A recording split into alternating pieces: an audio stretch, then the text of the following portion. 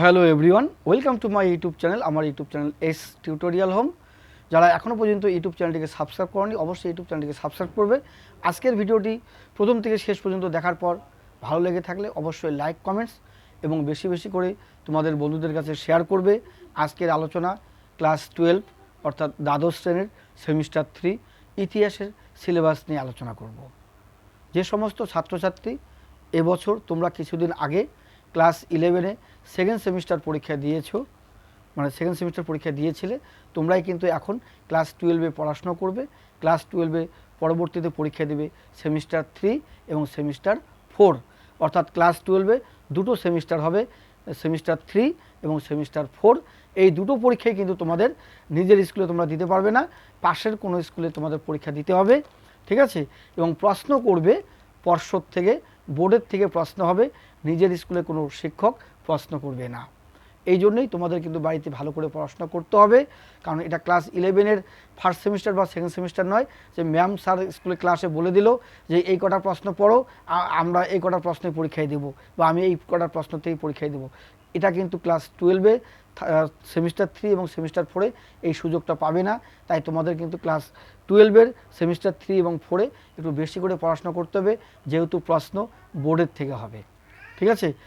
সেক্ষেত্রে তোমাদের স্কুলের স্যার ম্যামও বেশি করে প্রশ্ন কিন্তু তোমাদের কমন দিতে পারবে না যে এই প্রশ্ন কটায় আসবে, কেননা নতুন সিলেবাস। আর এবারই তোমরা প্রথম ক্লাস 12-এর সেমিস্টার ভিত্তিতে পরীক্ষা দেবে। এর আগে কোনো দিনও ক্লাস 12-এর সেমিস্টার পদ্ধতিতে পরীক্ষা হয়নি, সেমিস্টার পদ্ধতি ছিল না, কাজেই তোমাদের বেলা থেকে শুরু। তাই কোনো স্যার বা ম্যাম গ্যারান্টি দিয়ে বলতে পারবে না যে এই কটা প্রশ্নই তোমাদের এবার আসবে, কারণ এবার পরীক্ষা হওয়ার পরে প্রশ্নপত্র যখন নমুনা সবাই দেখবে, তারপরে অনেকেই অনেক সাজেশন তৈরি করবে, বলবে।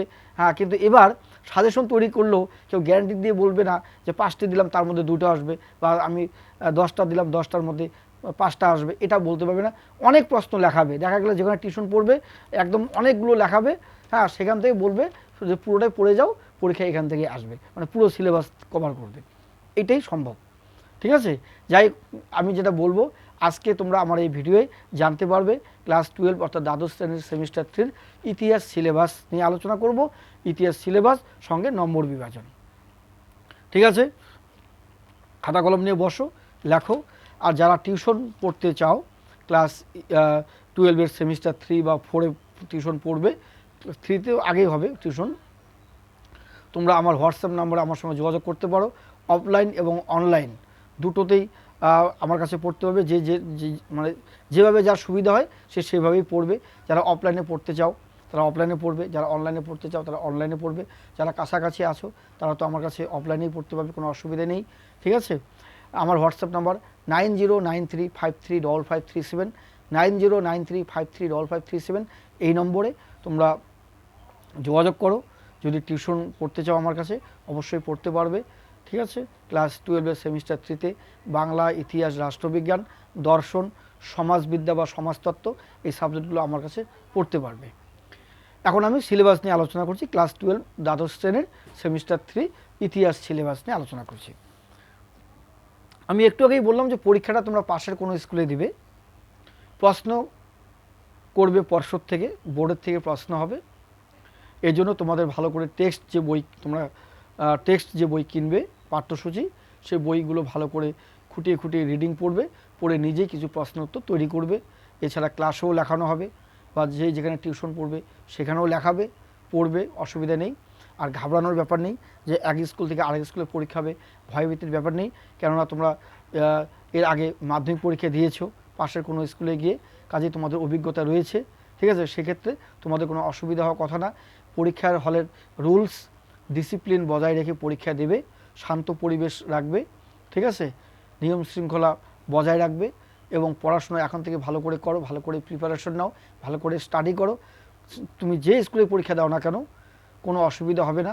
স্যার ম্যাম, হ্যাঁ, তোমাদের পরীক্ষা হলে থাকবে, ডিউটিতে থাকবে, গাইড দেবে, সেক্ষেত্রে তোমাদের কোনো অসুবিধা হবে না। ক্লিয়ার? তোমরা পরীক্ষা দাও, পাশের স্কুলে গিয়ে পরীক্ষা দেবে, কোনো ভয়ভীতির ব্যাপার নেই। স্যার ম্যামদের সম্মান করবে, শ্রদ্ধার সহিত কথা বলবে, ঠিক আছে। নিজে প্রিপারেশন নিয়ে পরীক্ষা হলে যাবে। তুমি যে স্কুলেই দাও না কেন, সে চেনা হোক অচেনা হোক, পরিচিত হোক, অপরিচিত হোক, স্যার ম্যাম, কোনো অসুবিধা নেই। তুমি তোমার পরীক্ষার প্রশ্ন অনুযায়ী উত্তর লিখবে, লিখে খাতা জমা দিয়ে চলে আসবে। সেখানে পরিচিত বা অপরিচিতর কোনো ব্যাপার নেই। ঠিক আছে? তাহলে আজকে আমি এই মুহূর্তে ইতিহাস সিলেবাস নিয়ে আলোচনা করব। তোমরা খাতা কলম নিয়ে বসো, লিখে নাও। দ্বাদশ শ্রেণী সেমিস্টার 3 ইতিহাস সিলেবাস 40 নম্বরের পরীক্ষা দেবে। প্রশ্নের ধরনগুলো কীরকম? কোনোটা এমসিকিউ অর্থাৎ মাল্টিপল চয়েস কোশ্চেন, সঠিক উত্তর নির্বাচন করো, একটা প্রশ্ন থাকবে, তার 4টা অপশন থাকবে। 4টা অপশনের মধ্যে যে উত্তরটা ঠিক সেটাই তোমাকে লিখতে হবে। সঠিক উত্তর মানে খুঁজে নেওয়াই তোমার কাজ। আর কি? ব্যাখ্যা, বিবৃতি, ঠিক ভুল, শূন্যস্থান পূরণ। ঠিক আছে? বাম স্তম্ভ, ডান স্তম্ভ, ক স্তম্ভ, খ স্তম্ভ, এইরকম করে মানে কতগুলো ক্রম অনুসারে সাজাও, ঘটনাগুলো কোনটার পর কোনটা ঘটেছে। এই ধরনের অনেক প্রশ্ন পরীক্ষায় থাকবে। হ্যাঁ, সব মিলিয়ে 40 নম্বর, 40টা প্রশ্ন থাকবে, তোমাদের উত্তর ঠিকঠাক করতে হবে। ঠিক আছে? বলছি, তা তোমাদের যে অধ্যায়, সে অধ্যায়গুলো হচ্ছে ইউনিট 1 এবং ইউনিট 2। ইউনিট 1 এবং ইউনিট 2 আছে। এই ইউনিট 1 এবং ইউনিট 2 এর ভিতরে আবার আলাদা আলাদা করে ভাগ করে টপিক ধরে ধরে আলোচনা করা আছে। ঠিক আছে? ভাগ করা আছে। ইউনিট 1 এর মধ্যে পার্ট রয়েছে 3টি, পার্ট 1, পার্ট 2, পার্ট 3। এটা হচ্ছে ইউনিট 1। ইউনিট 1-এ কী বললাম? Part 1, part 2, part 3। ইউনিট 1-এর 3টা পার্ট রয়েছে। আর ইউনিট 2 যেটা, সেটা তো পার্ট রয়েছে 2টি। ইউনিট 2 যেটা, তাহলে 2টি পার্ট রয়েছে। হ্যাঁ, আবার অনেক বইয়ে 3টা পার্ট রয়েছে। মানে এখানে যেমন আমি বলবো যে 1 নম্বর পার্টের মধ্যেই মানে পুরোটাই রয়েছে, আবার কিছু কিছু বইয়ে 1 নম্বর পার্ট আলাদা করে দেওয়া আছে, 2 নম্বর পার্ট আলাদা করে দেওয়া আছে, 3 নম্বর পার্ট আলাদা করে দেওয়া আছে। কিন্তু তোমাদের টোটাল অধ্যায় কিন্তু ইতিহাসের 5টি। কয়টি? 5টি অধ্যায়। মানে ইউনিট 1, 2 মিলে 5টি অধ্যায়। ঠিক আছে? আবার কোনো কোনো বইয়ে ইউনিট 2-তে 3টি অধ্যায় করে দেওয়া আছে, আবার কোনো বইয়ে 2টি অধ্যায় করে দেওয়া আছে। ঠিক আছে? তা যেটা বলছি, টোটাল 5টা অধ্যায়, মানে ইউনিট 1 এবং 2 মিলে। ইউনিট 1-এর 3টা পার্ট রয়েছে। ইউনিট 1-এর নাম কি? যে পর্যটকদের দৃষ্টিতে বা দৃষ্টিভঙ্গিতে ভারতের সমাজ। পর্যটকদের দৃষ্টিভঙ্গিতে ভারতের সমাজ, এটা হচ্ছে ইউনিট 1-এর নাম। ইউনিট 1, ইউনিট 1 পর্যটকদের, খাতায় লিখে নাও, পর্যটকদের দৃষ্টিভঙ্গিতে ভারতের সমাজ বা পর্যটকদের চোখে ভারত। পর্যটকদের চোখে ভারত বা পর্যটকদের দৃষ্টিতে বা দৃষ্টিভঙ্গিতে ভারতের সমাজ। তাহলে কি বললাম? ইউনিট 1। ইউনিট 1-এ লেখো পর্যটকদের দৃষ্টিভঙ্গিতে ভারতের সমাজ অথবা পর্যটকদের চোখে ভারত। ঠিক আছে? এটাকে ইংরেজিতে কি বলা হলো? ইংরেজিতে বলা হয় through the eyes of the travellers. Through the eyes of the travellers. কি বললাম? Through the eyes of the travellers এর বাংলা পর্যটকদের নজরে ভারত বা পর্যটকদের দৃষ্টিভঙ্গিতে ভারত বা পর্যটকদের চোখে ভারত। ঠিক আছে? গেল। তারপরে এটা হচ্ছে কি বললাম? এটা হলো ইউনিট 1-এর নাম, টপিকটার নাম, মূল অধ্যায়ের নাম। এরপরে এটা পড়বে কি?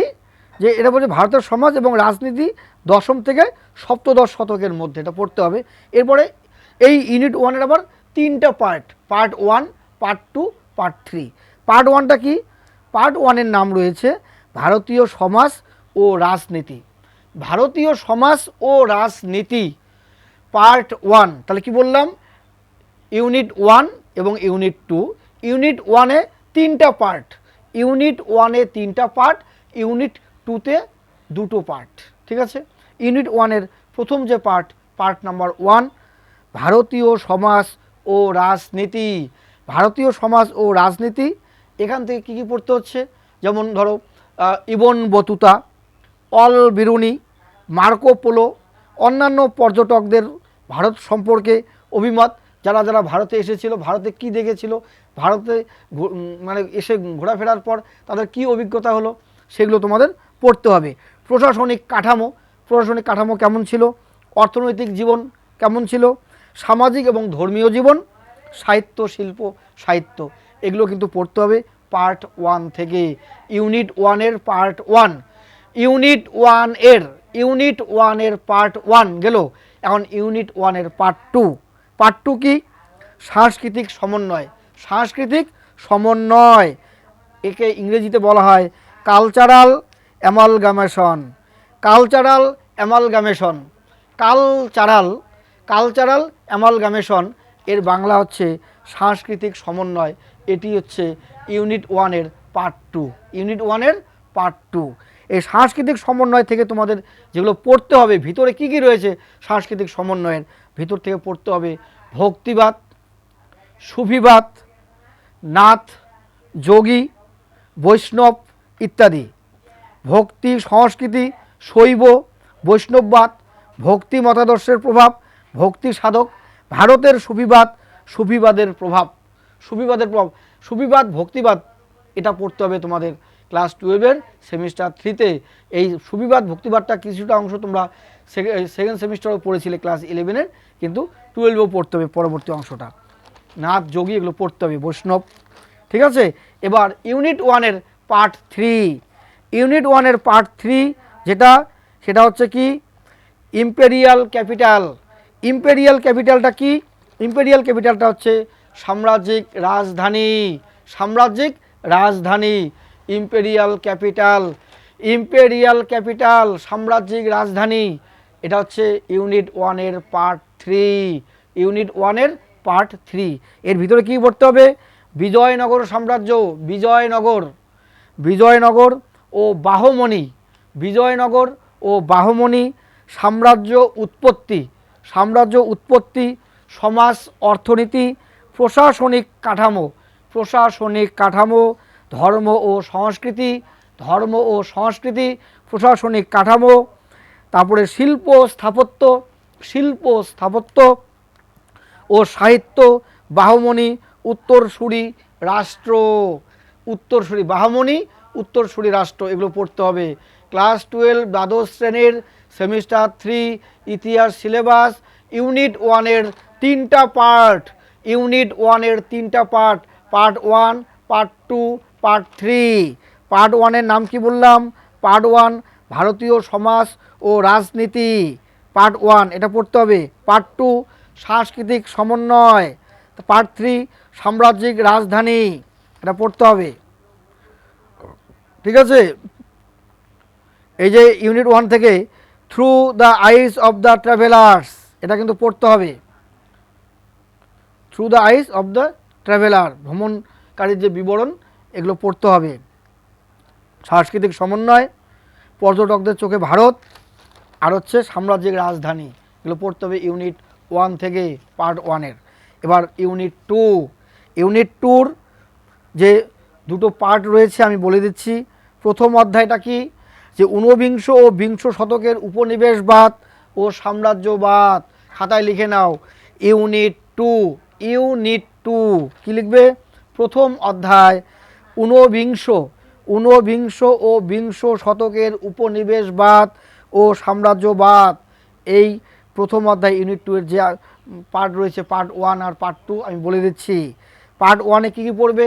পার্ট 1-এ পড়বে উপনিবেশবাদ, সাম্রাজ্যবাদ, এশিয়ার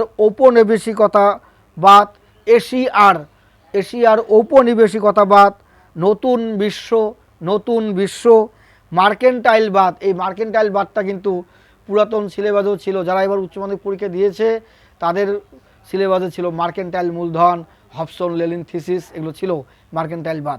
এবারও তোমাদের পড়তে হবে মার্কেন্টাইলবাদ, শিল্প মূলধন, লগ্নি পুঁজিও আগের সিলেবাসে ছিল, লগ্নি পুঁজি ইত্যাদি।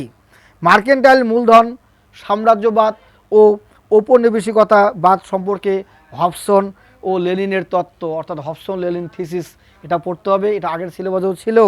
নয়া সাম্রাজ্যবাদ, এগুলো আগের সিলেবাসে ছিল, আগের 12-এ যারা পরীক্ষা দিয়েছে হাই সেকেন্ডারি তাদের সময় এগুলো ছিল, তোমাদের সময় এগুলো আছে, তোমাদের পড়তে হবে এগুলো। নয়া সাম্রাজ্যবাদ পড়তে হবে, নব্য সাম্রাজ্যবাদ, ঔপনিবেশিকতাবাদের রাজনৈতিক ভিত্তি, পড়তে হবে রাজনৈতিক ও অর্থনৈতিক আধিপত্য, পড়তে হবে বর্ণবাদ এবং ঔপনিবেশিকতা, ঔপনিবেশিক সমাজের উপর এর প্রভাব, ঔপনিবেশিক সমাজের উপর এর প্রভাব। এটা আবার অনেক বই আলাদা করে পার্ট দেওয়া আছে, পার্ট 2 দেওয়া আছে, মানে ইউনিট 1 দ্বারা আমি বলছি ইউনিট টুর দুটো পার্ট, পার্ট 1 পার্ট 2, কিন্তু কোনো বই আবার ইউনিট 2তেও 3টা পার্ট, পার্ট 1 পার্ট 2 পার্ট 3। আর আমি কিন্তু পার্ট দুটোই বলে দিলাম, এটা পার্ট 1 বললাম, এখন পার্ট 2 বলবো।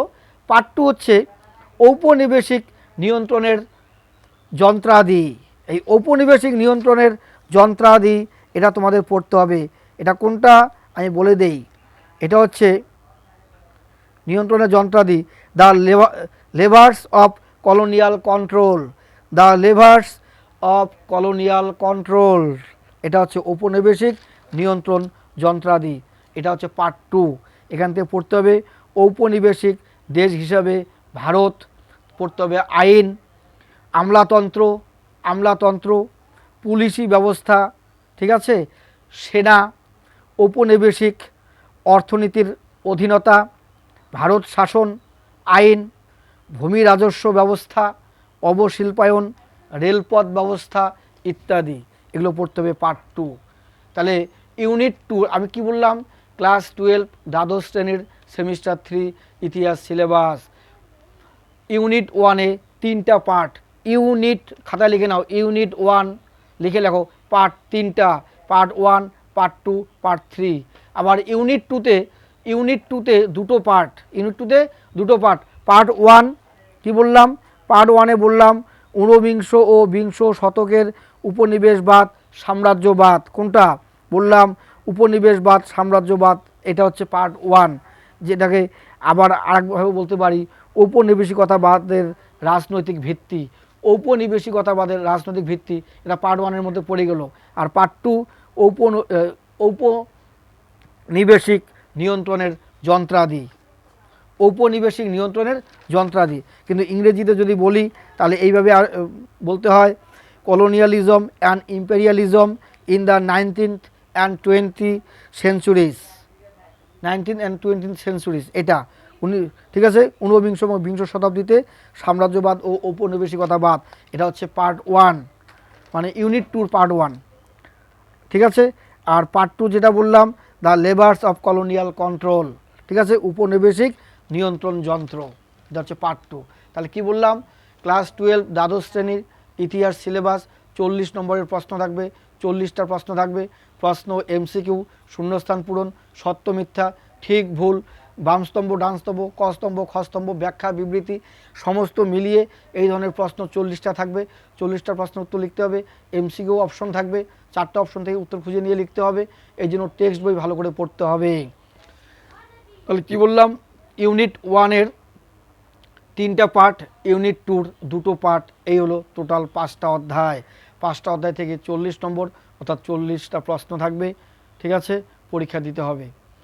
এমসিকিউ প্রশ্নটাই বেশি থাকবে, অন্যান্য প্রশ্ন থাকবে সব শর্ট কোশ্চেন, 1 নম্বরের প্রশ্ন। 1 ঘন্টা 15 মিনিটের মতো টাইম থাকবে, এর মধ্যে উত্তর করতে হবে, ঠিক আছে। আর তোমাদের কিন্তু পরীক্ষা অন্য স্কুলে গিয়ে দিতে হবে, পাশের কোনো স্কুলে পরীক্ষা দিতে হবে। পরীক্ষার প্রশ্ন করবে পর্ষদ থেকে, বোর্ডের থেকে প্রশ্ন হবে, ঠিক আছে। তাহলে ভালো করে পড়তে হবে এই অধ্যায়গুলো, পার্ট ধরে ধরে পড়বে। পার্ট 1, 2, 3, ইউনিট 1-এর পার্ট 1, 2, 3, ইউনিট 2-র পার্ট 1 এবং 2, এই হলো টোটাল 5টা অধ্যায়, ভালো করে পড়তে হবে। ইউনিট 1 থেকে 20 নাম্বার, ইউনিট 2 থেকে 20 নাম্বার, এই 20, 20, 40। ইউনিট 1 থেকে 20, ইউনিট 2 থেকেও 20, তাহলে 20, 20, 40। ইউনিট 1-এর হলো 3টা পার্ট, আর ইউনিট 2-র হলো 2টা পার্ট, কিন্তু নম্বর 20, 20, 40, 40 নম্বরে পরীক্ষা দিবে, ঠিক আছে। তাহলে আজকের এই ভিডিওতে আলোচনা করা হলো ক্লাস 12 দ্বাদশ শ্রেণীর সেমিস্টার 3 ইতিহাস সিলেবাস এবং নম্বর বিভাজন নিয়ে আলোচনা করা হলো।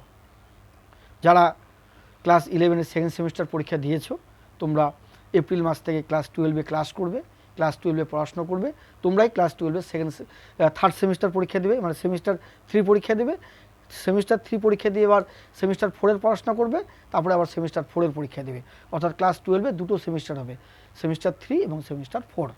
ঠিক আছে, তাহলে আজকের আলোচনা সবাই বুঝতে পারলে খাতা কলম নিয়ে বসো এবং লিখে নাও।